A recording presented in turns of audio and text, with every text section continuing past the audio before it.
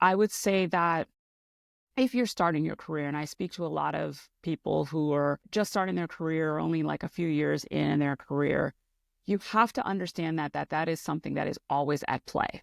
Yes. It always is. Now, we can positive think our way out of it. We can affirmations it. We can, get mentors or whatever.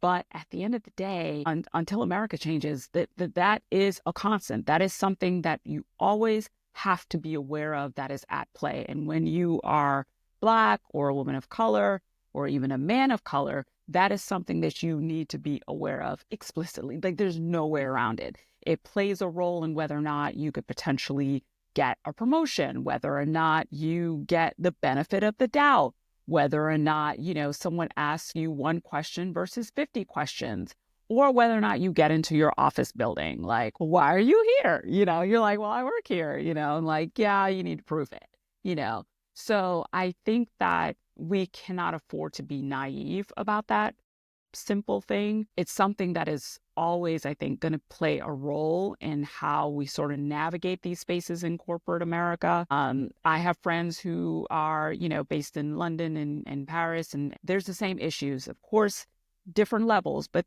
yeah, they deal with the same things too.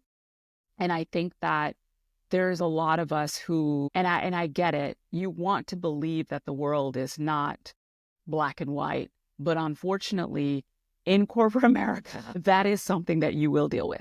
There's no way around it. So, I don't know how many times I've ended up being kind of the de facto mentor to especially a lot of Black men at companies I worked at, and there's very few of us. right, And nobody ever told me this, but so I feel like it's my obligation to make sure I'm telling as many people that look like us, right, you have to play the game. I right, didn't want to play the game, and I actually went into some of my first jobs saying, I refuse, I will not do it, I don't care what people think. right. And I got spit up and shoot out.